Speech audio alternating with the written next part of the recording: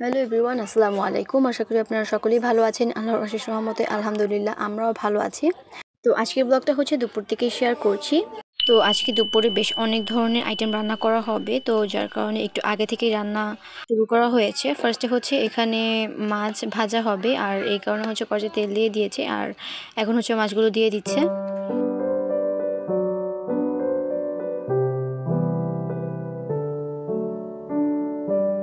তো মাছগুলো কিন্তু ভালো করে ভাজা শেষ। এখন হচ্ছে মাছগুলোকে উঠিয়ে নেওয়া হচ্ছে, আর এরপরে হচ্ছে মাছগুলোকে রান্না করা হবে। আর এই জন্য একই তেলে কিন্তু কেটে রাখা পেঁয়াজ দিয়ে দিচ্ছে। তো এরপরে পেঁয়াজটা যখন ব্রাউন হয়ে যাবে তখন এখানে বাটা মশলা দিয়ে ভালো করে এটাকে কষিয়ে নিতে হবে।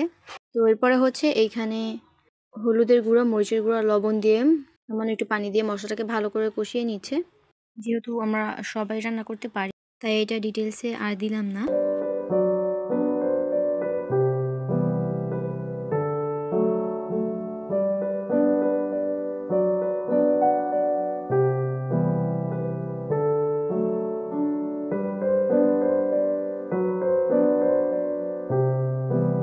এরপরে কষানো হয়ে গেলে মাছগুলো দিয়ে কিছুক্ষণ রান্না করে ধনিয়া পাতা দিয়ে নামিয়ে ফেলেছে।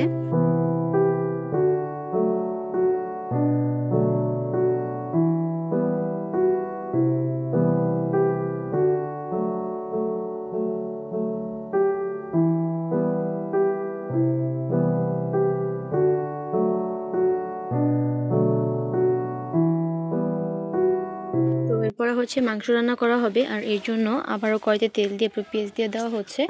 পেঁয়াজটা ব্রাউন হয়ে গেলে এখানে আবারও বাটা মশলা দিয়ে ভালো করে মশলাগুলোকে কষিয়ে নিতে হবে। আর হচ্ছে লবণ, হলুদের গুঁড়া, মরিচের গুঁড়া, কাঁচামরিচ দিয়ে ভালো করে মশলাটাকে কষিয়ে নিবে।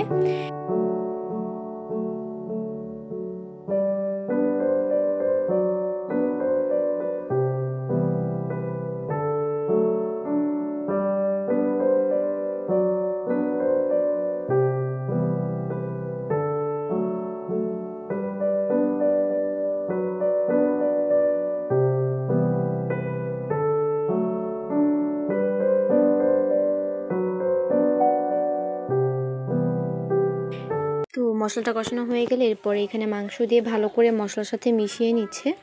এরপর এখানে পানি দিয়ে ঢাকনা দিয়ে ঢেকে রাখবে, সাথে কাঁচামরিচ আর সামান্য পেঁয়াজ কুচি দিয়ে এরপরে ঢাকনা দিয়ে ঢেকে রাখবে যতক্ষণ না পর্যন্ত মাংসটা সিদ্ধ হয়ে যাচ্ছে।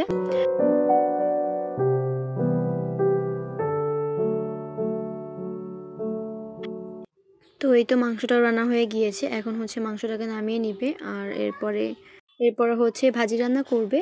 আর আজকে হচ্ছে লাউ ভাজি করবে, আর এই জন্য হচ্ছে লাউটাকে কেটে নিয়েছে। এখন হচ্ছে এখানে পেঁয়াজ, কাঁচামরিচ আর লবণ দিয়ে এটাকে ঢেকে রাখবে যতক্ষণ না পর্যন্ত এটা সিদ্ধ হয়ে যাচ্ছে।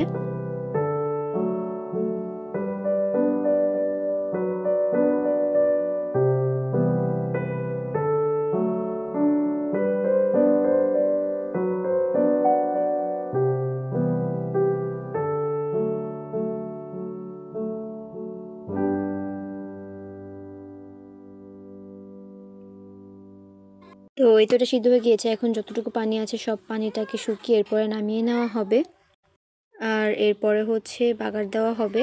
তো এরপরে হচ্ছে যেটা নামিয়ে নেওয়া হয়েছে, আর এদিকে হচ্ছে কড়াইতে তেল দিয়ে দিয়েছে।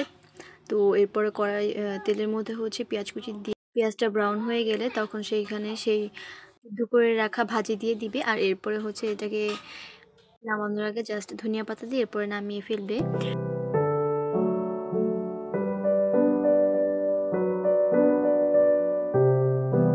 আর এরপরেই হচ্ছে তো এখন হচ্ছে বেগুন ভাজা হবে, আর এই জন্য কড়াইতে তেল দিয়ে এরপর বেগুনগুলোকে দিয়ে দিচ্ছে একে একে। আর এবার হচ্ছে বেগুনগুলোকে ভালো করে ভেজে এরপরে নামিয়ে ফেলা হবে।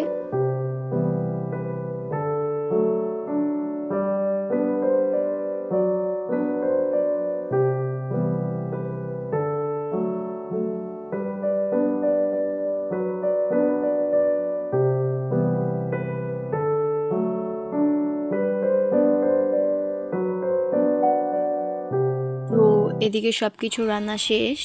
এখানে হচ্ছে ছাগলের বাচ্চা কিনে নিয়ে আসা হয়েছে। আসলে মূল কারণ হচ্ছে আমার দাদু আর কি কী কারণে মানছিল সেটা আমি জানি না। কোনো অসহায় বা গরিবকে হচ্ছে হচ্ছে ছাগল সাদকা করবে আর কি, দান করবে। তো সেই কারণে হচ্ছে এটা কিনে আনা হয়েছে। আর তাদেরকে হচ্ছে আজকে এগুলো খাওয়া দাওয়ায় দুপুরের লাঞ্চটা হচ্ছে আজকে আমাদের এখানে করবে, আর এরপরে হচ্ছে ছাগলটা নিয়ে যাবে। তো এদিকে হচ্ছে দুপুরে আজকে এইগুলোই ছিল। তো আজকে দুপুরের লাঞ্চে এগুলোই ছিল। তো এরপরে হচ্ছে বিকেলের দিকে আমাকে একজন ডেকে নিয়ে গেল আর কি, এগুলো খাওয়ার জন্য। এগুলো কী বানিয়েছে আমি নিজেও জানি না, আসলে আমাকে টেস্ট করার জন্য নেওয়া হয়েছে, খেতে কেমন সেটাই আর কি। তো ও বলছিল এগুলো হচ্ছে আলু দিয়ে কিভাবে যেন করে বানিয়েছে। তো যাই হোক, এগুলো ভালোই লেগেছে আমার কাছে। তো সেটাই হচ্ছে এখন তেলে দিয়ে ফ্রাই করে নিচ্ছে, অনেকটা ফ্রেঞ্চ ফ্রাইয়ের মতো দেখা যাচ্ছিল। আর খেতেও কিন্তু একদম মুচমুচে ছিল, একটু কুরকুরে টাইপের লাগছিল মশলা। তো যাই হোক, আজকের মতো এখানেই বিদায় নিচ্ছি। দেখা হবে নেক্সট কোনো ব্লগে। ততক্ষণ সবাই ভালো থাকবেন। আল্লাহ হাফেজ।